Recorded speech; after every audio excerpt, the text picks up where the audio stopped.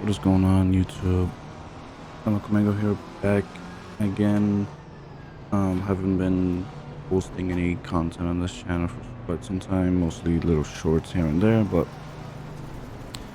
I wanted to make a, I don't know, an update video or kind of a video where I go through my 1 year of sim racing. It's coming up, and I just wanted to just go through all that, let you guys know how everything went throughout the year, my ups and my downs, and what I've learned and what are my goals for this upcoming year and everything else. So the the video you guys are watching in the background is a 25-minute race in Assetto Corsa around Monza.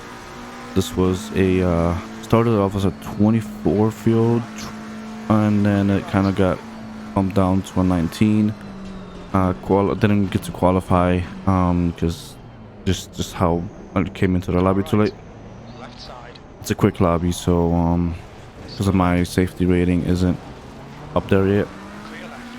So basically in this video I wanted to talk about my experience doing iRacing for the first year, and recently getting into Assetto Corsa Competizione. When I first got this game a few years ago, I kind of gave up on it. I didn't like the concept of it, but now I'm sort of liking it more than iRacing. It's just a, you know, fresh game that doesn't have that how do I say it, that pressure that iRacing has, where you need to perform or you start losing iRating, which I've lost a crap ton upcoming this past year. So yeah, like I said, the background is just Assetto Corsa Competizione, 25 minutes around Monza in the McLaren 720S GT3 car. Like this car a lot. It's a different car. One of the things I'm going to talk about in this video as well is my comparisons between Assetto Corsa and iRacing. So let's start with that. Few things that I wanted to first compare playing iRacing for a year almost and then just getting into this game is obviously the graphics are a lot better.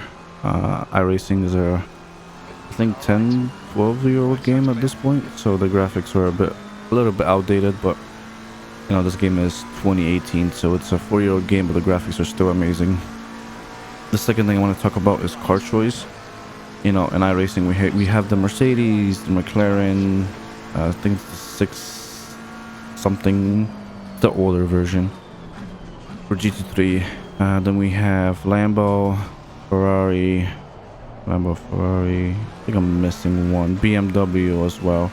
And in this game you have like the NSX that just passed me, you have the 720, you have, I think that you have the new style of Mercedes as well, and you have Aston Martin, Bentley as well, and I think I'm missing a few more, but the GT3 variety is a lot more. I recently did a 24-hour of Daytona on iRacing, and it was just filled with Ferrari, Lambos, and a few BMWs. It was, you know, the same car on the track over and over again, but in this game you have that variety. So hopefully iRacing brings, you know, like a 720 or some of the newer generation cars into the game, so we can appreciate those cars in the game as well. Another major difference between the two games, from what I've seen and from what I've heard and read about, is that in Assetto Corsa, the steering, what's it called, the steering feedback or the steering the hertz is a lot more. So you have a little bit more input and you can catch the car better. As you see the crash right there, it's a good example. In iRacing I feel like I would be spinning and crashing, bouncing from wall to wall, as in Assetto Corsa you kind of spin and you can catch it sometimes, and sometimes of course you can't, but I feel myself catching it more in Assetto Corsa. You know, sometimes you have the little tank slapper where the car gets from, you know, the rear end steps out and you can correct it, and in iRacing I feel like once that happens you just start spinning. You can catch it sometimes, but if you get into if you spin out, as it's gonna happen later in the video, spoiler alert, like when you spin out in iRacing, the car just completely loses it. It's like on ice, it's getting all over the place, it's bouncing from walls, and in this game the car kind of slides and stops. So I feel like that's a little bit more realistic, as well as, you know, more to the real world of how GT3 cars act. The other thing, the other major difference is, I feel like the lobbies are a little bit less noobish on Assetto Corsa and iRacing. You know, it didn't happen, and I think it happened here on second or third corner, but in iRacing, the first corner is always a death trap. That's the reason why in the beginning of the video I slowed down so much. Because I was like, you know, this is probably going to be like iRacing, where it's going to be a total shit show, but it wasn't. So, you know, there's still crashes. It happens. It happens to me. As you guys saw previously, the Acura kind of nudged my rear fender, and the car just went. But it happens. And I feel like in iRacing, it happens a lot more. The other thing is the cars in Assetto Corsa feel a lot different. Like in iRacing, I feel like they're more grippy.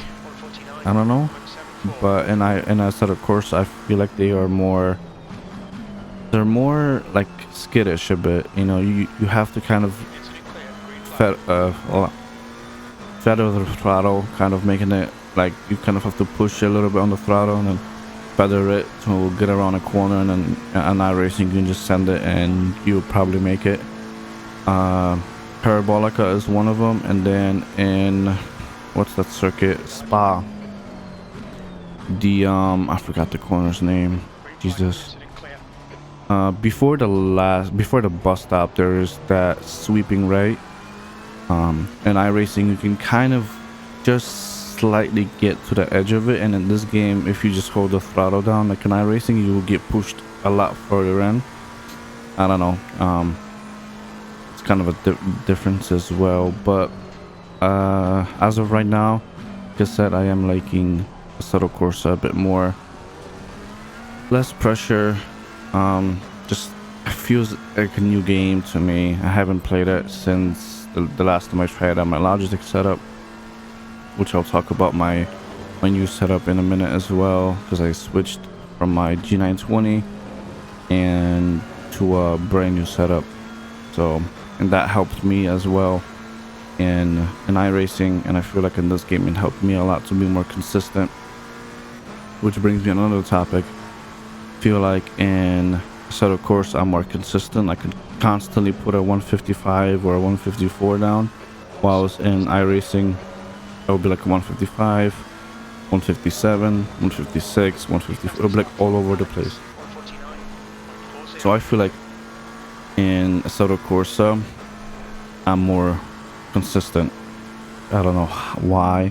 Maybe because I'm playing around with the brake bias, not the brake bias, the ABS system and the traction control, which in iRacing I don't do. Not sure why.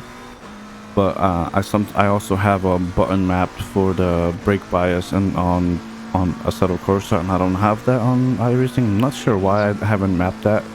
Playing the game for almost a year, I just haven't. But in this game I have it, and sometimes I drop it down by a few, and I feel like it helps the car stabilize in the corners. The setup I'm running on this car as well is a bit skittish. I also went up a few notches on the force feedback, and I felt more heavy than what I would like it to be in this game. That's the other huge difference. The force feedback on iRacing that I was running, I can't run on this game for some reason, because it's literally like turning a freaking bolt. It's so heavy that you can barely turn the wheel. I'm not sure why. It's the same settings I was running for iRacing for the past month and a half since I had my new wheel, and it feels heavy as hell on this game. Not sure why. So that's another thing, that the force feedback is quite a bit different. Maybe it's because of that bigger resolution that the Assetto Corsa has versus iRacing. So maybe that's that. Not sure. Not 100%. I'm not an expert in the whole entire resolution, whole thing. The other thing, I do have race labs. I wanted to get the overlay on, but I think it's in beta mode for Assetto Corsa, so it wasn't working properly. That I was unfortunate a bit, but it was alright. I think that would be it for the comparisons between the two games. Like I said, less stressful on Assetto Corsa. I mean, you have your safety rating and, you know, your car control and all that, but you don't have to worry about that, the I rating, like you do in iRacing, where your I rating is everything. That depends on which lobbies you get put in. You know, the higher it is, the more the faster the people are, the lower it is, you're gonna end up in a pile up. So I like the fact that it's a little less stressful. I like the fact that it has more car variants. You have more GT3 style cars, you know, Bentleys we haven't seen in iRacing. We haven't seen Aston Martins in iRacing. Any of the new generation GT3s we haven't seen in iRacing yet. You know, they're probably gonna come this year. Maybe middle of this year or later, whenever. I'm not sure. I'm just guessing. But it'll be nice to see like a 720 in that game, then be able to compare the setups and everything and see which I'm quicker in. That's another topic as well. I'm a bit slower in Assetto Corsa. I'm a second or two off on a track that I'm familiar with. I like on Spa, the best I did on iRacing is a 219, I think, 218, and in this game I could barely break the 220s. Not sure why. You know, I'm running a setup on both games. I'm running similar braking points, braking markers, but I'm slower on Assetto Corsa. And I feel like the lobbies I get into, people are barely breaking that 219, 218 marker as well. So I don't know if it's maybe track difference or some small differences in setups. Not 100% sure, but something is making me slower in this game than in iRacing. But it's okay. It's gonna probably take me a good few weeks to set up and get used to this game, as I just started playing it last week. So it's gonna take me a few to get adjusted to it, get everything, you know, get it smooth to how I am on iRacing.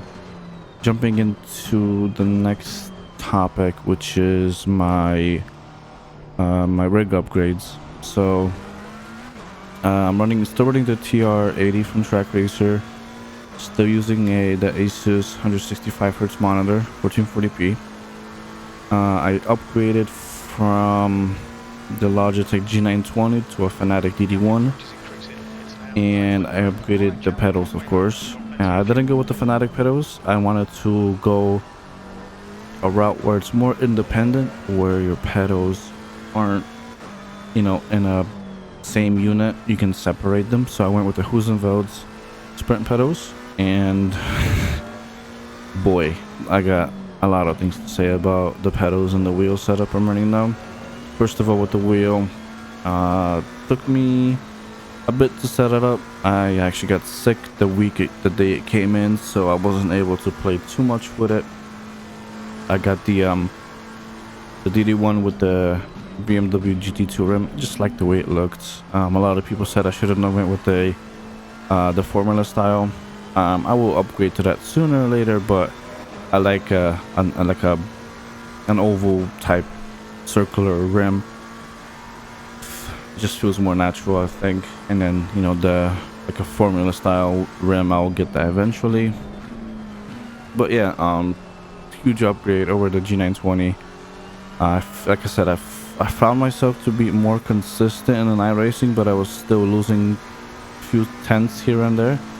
Like, I wasn't as consistent as I am in Assetto Corsa, I know, but slightly, that timing got tighter a bit on iRacing.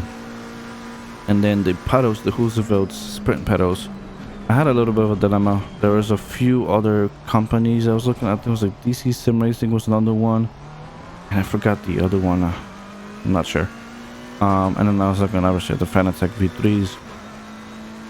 I went with the HEUSINKVELDs because I went on forums, I went on few FANATEC owners websites, and everybody, when I asked, you know, V3s versus sprints, everybody said that, you know, eventually if you go with the V3s you will upgrade to the sprints because it is a jump. And I was like, you know what, screw it, might as well just go with the sprints right away. That way I don't have to go with the whole, you know, you buy pedals that are $300 and then a year or two later you buy ones that are, you know, almost double that, and then now you have a pedal set maybe that's worth $200 just sitting there. You can obviously sell it, but it depends. So the pedal, the sprints are amazing. The load cell on the brake is amazing. I feel like I lack up like GTE cars a lot less, LMP2 cars I lock up a lot less because you have a more graduate kind of like a curve on the pedals instead of, you know, on the Logitech pedal you kind of hit it and it was 100%, so you locked up all the time. In this you kind of push it and the car like slows down gently into the corner. And right here, this Bentley that just passed me, I was really pissed off because he was on my ass and then out of nowhere he just jumps into the pits. That pissed me off when I was racing. I was like, oh, come on, you know, if you're jumping into the pits, just stay behind me or whatever. But yeah, back to the pedals. I like the fact that they're all separate. Like I bought the clutch pedal because eventually eventually I'm gonna get an 8 shifter as well. So I like the fact that you can, you know, you can bring them close together, you can separate them as far as you want. Kind of allows you to have more adjustability, and that's my whole goal, you know, especially going with the TR80 rig, just having the flexibility, the ability to adjust wherever I need it. You know, you can have both pedals, brake pedal and gas pedal in the middle. You can have the gas pedal more to the right. All depends. You know, you can even switch them. You can even invert them. A lot of stuff you can do. So that was my first huge plus versus the FANATEC V3s. And the fact that they look nice, and you know these pedals are gonna last for years to come. And from what I know, HEUSINKVELD is a really good company as well. So. The DD1, so it took me quite a bit to get adjusted to it, of course, you know, and I spun there. So when iRacing, going back to the whole entire iRacing versus Assetto Corsa, in iRacing I feel like that back end would have snapped a lot more and I would have hit the barrier as I'm adjusting traction control and the ABS here. But anyway, so the DD1 took me a bit to get used to it. The funny thing is I bought it a week before we did our 24-hour race, which was quite the adventure to use a direct drive wheel for, you know, essentially a 6-hour race stint on a 24-hour. But it was good. My arms hurt like a mofo. My you know, whole arm, shoulder kind of hurt. I was using I think it was like 5.4 strength on iRacing and, you know, 20 Newton meters. So it was really heavy, but it allowed me to kind of adjust and get used to it at the same time. Not ideal for a 24-hour race that you want to win, but it worked out. I lost some pace because I was adjusting, but I gained it back at the end, which was good. The other thing about with the DD1, there is so much customizability. You know, force feedback. You have, when you go to the options, you have linear torque, you have peak, you have this, you have that. Whereas the G920 didn't have any of that. So it's just, you know, you have to wrap your brain around that and kind of get used to that whole entire debacle where you can download a setup and use somebody else's setup and then jump into a different car and the setup feels a little bit twitchy, a little bit different.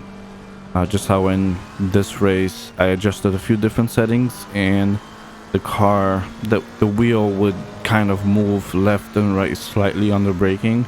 I'm not sure if it was the car, the setup, or the settings they changed, but I put them back to where they were. As the race is coming down to an end, hopefully I didn't miss anything that I wanted to say. I think that was mostly it.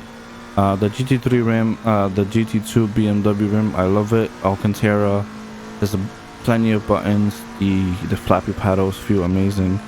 I sometimes like graze them and it kind of makes a really loud clank. I'm like, oh my god, did I break it? But it's a solid wheel. Has a few creaks. I feel like it's because it's, you know, it's mostly plastic. But the quick release I have is the metal one, because everybody said that if you're going for a DD1, DD2, even I would say even with the CSL DD, I would say go with the metal one. I've seen horror stories where those are just breaking, the plastic ones are breaking and snapping. So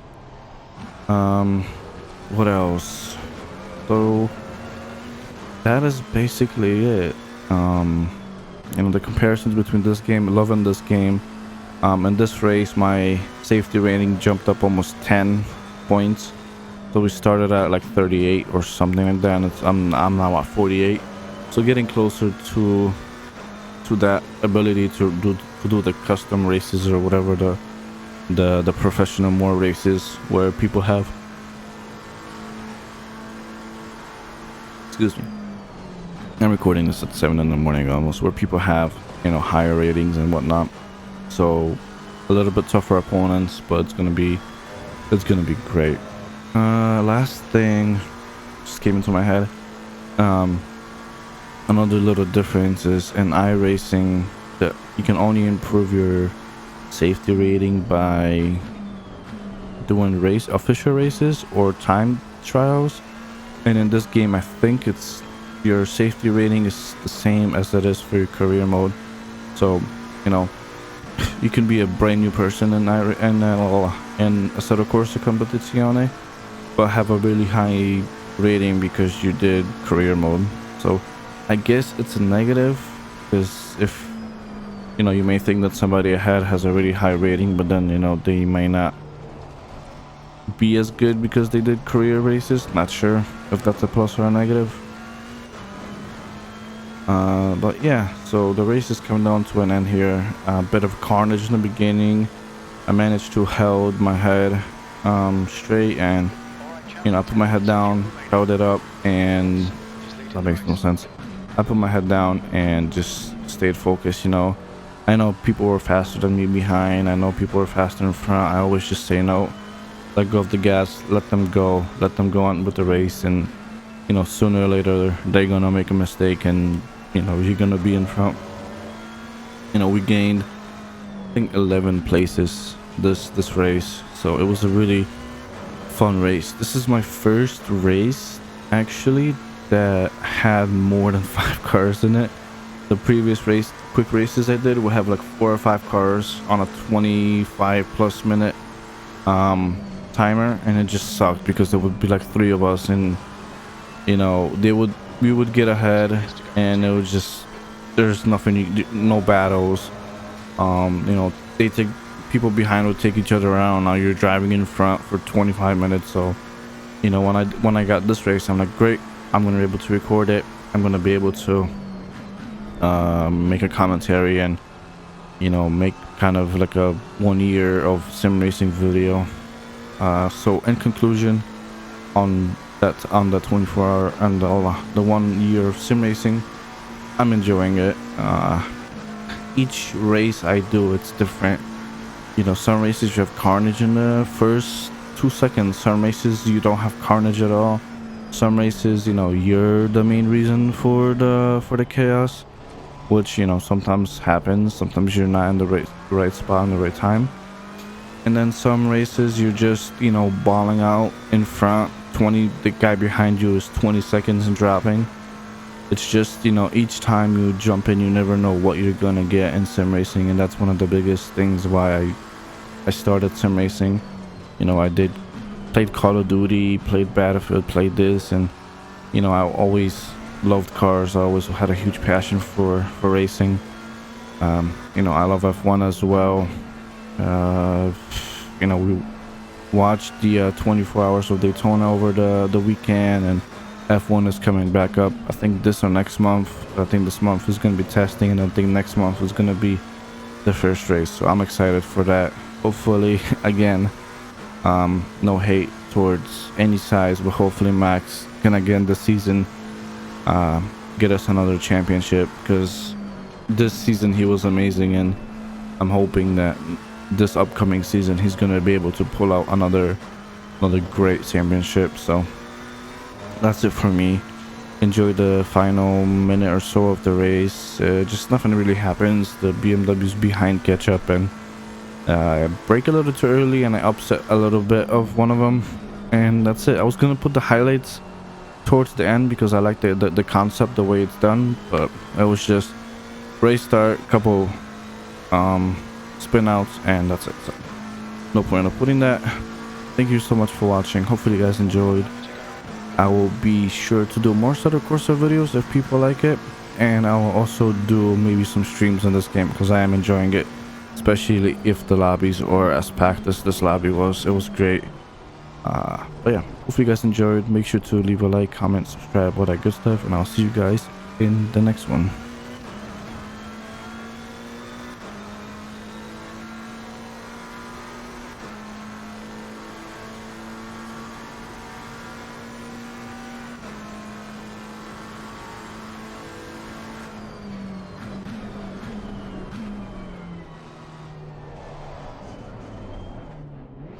On your right, clear right.